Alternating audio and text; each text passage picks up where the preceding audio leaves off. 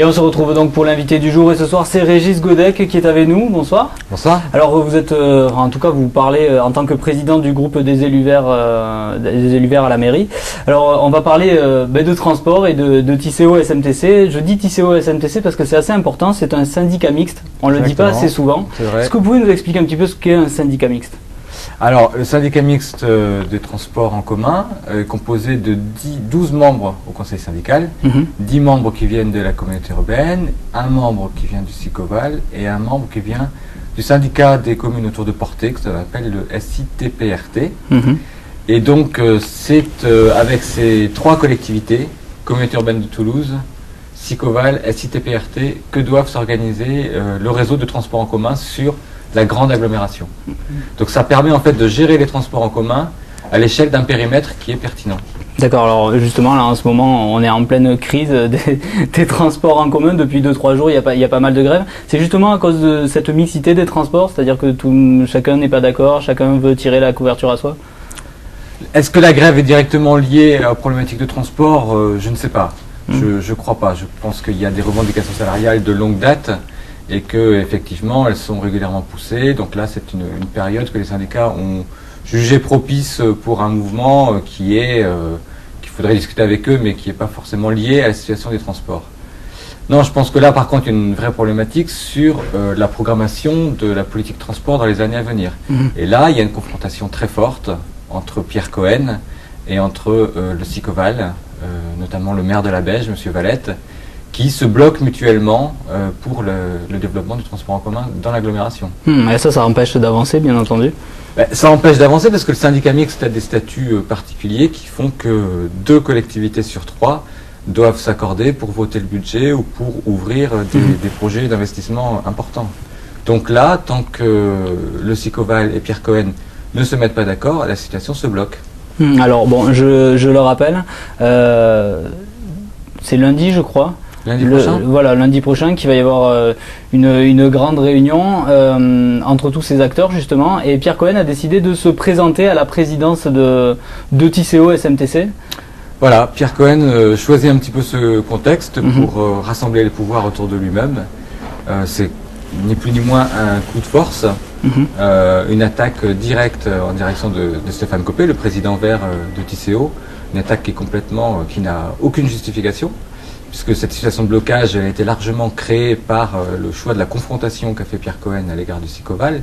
Et donc je ne vois pas pourquoi, à partir du moment où il serait président, il réglerait mieux le problème que quand il n'est que président de la communauté urbaine. Alors quels ont été les accords entre les partis pour que justement ce soit Stéphane Copé qui soit président, ces accords post-électoraux par rapport aux municipales de 2008 je crois C'était un accord avant les élections municipales effectivement, où on s'est accordé d'abord sur le programme, sur l'ambition, et puis comme la question des transports en commun pour nous est essentielle à l'échelle de l'agglomération, on a demandé à pouvoir piloter cette politique de transport avant les municipales, et on s'est entendu sur cette question-là. Et donc il était convenu que Stéphane Copé assumerait ce mandat, ce qu'il a fait d'une très bonne façon, de la meilleure façon possible dans le contexte actuel, jusqu'ici. Alors vous voyez ça comment ? Comme une trahison ? Non, je pense qu'on découvre le visage de Pierre Cohen là-dessus. Effectivement, beaucoup de dialogues affichés par ici, et puis des pratiques politiciennes par ailleurs, des coups de force, et puis toujours ramener le pouvoir à soi pour essayer de régler les problèmes. Je pense que on est profondément déçus de découvrir ce visage de Pierre Cohen.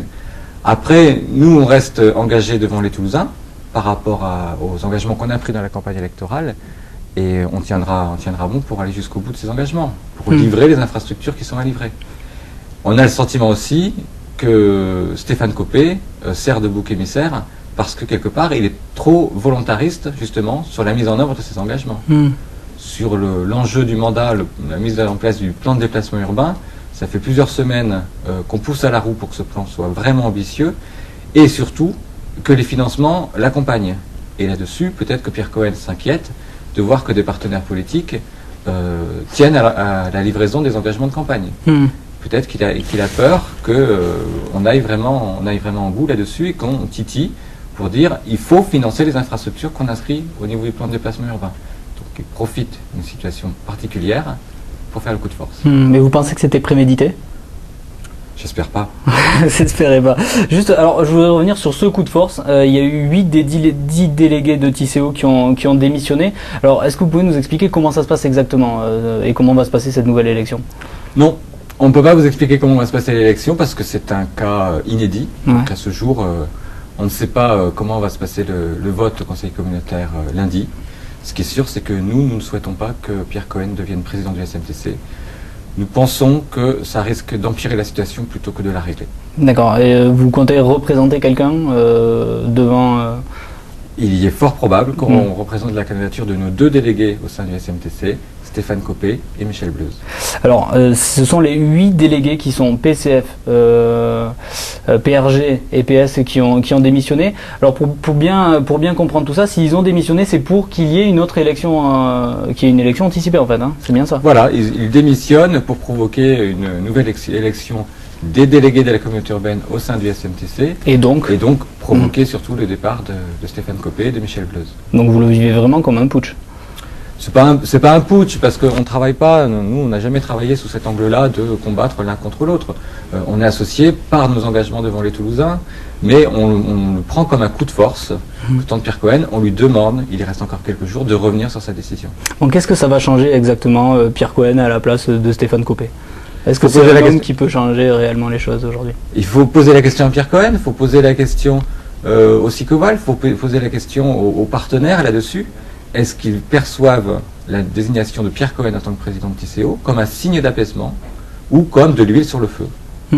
Aujourd'hui, Stéphane Copé était perçu comment par rapport au Sicoval, par rapport à Stéphane tous Copé, les interlocuteurs? depuis le début du mandat, a suivi les engagements de campagne et a essayé de discuter avec tout le monde. Dans ce contexte de collectivités qui se font la guerre, collectivités qui sont dirigées par des membres de partis identiques, quasiment tous PS ou proches.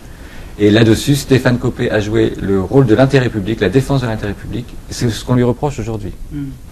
Bon, alors pour terminer cet entretien, je voulais élargir un petit peu sur les régionales. Est-ce que vous pensez que ça peut avoir un impact, justement, ce problème qu'il y a aujourd'hui entre les Verts et le PS? Est-ce que ça peut se retrouver au niveau régional?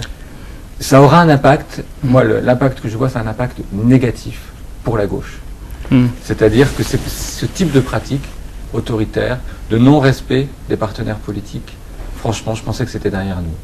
Je pensais que l'enjeu du rassemblement, l'enjeu de gagner ensemble, de reprendre le pouvoir par rapport à ce que nous fait subir Sarkozy aujourd'hui, je pensais que tout le monde était à la hauteur et que tout le monde avait pris conscience. Aujourd'hui, je suis déçu là-dessus.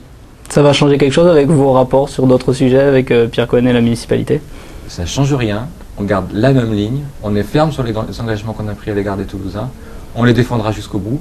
Si ça dérange, certains le feront savoir. Bon, mais très bien, on verra en tout cas lundi la décision qu'a pris Pierre Cohen. En tout cas, lui, il est en position de force, parce que quoi qu'il arrive, s'il ne retire pas, on sait que c'est lui qui sera élu. Hein.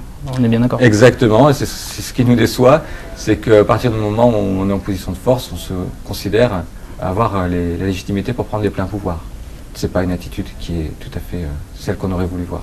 Bon, mais très bien. Merci beaucoup, Régis Godec. Sûrement un mandat de plus donc pour Pierre Cohen. Nous, on se retrouve dès demain pour le dernier invité du jour avant les vacances. Bonne soirée sur Toulouse Info.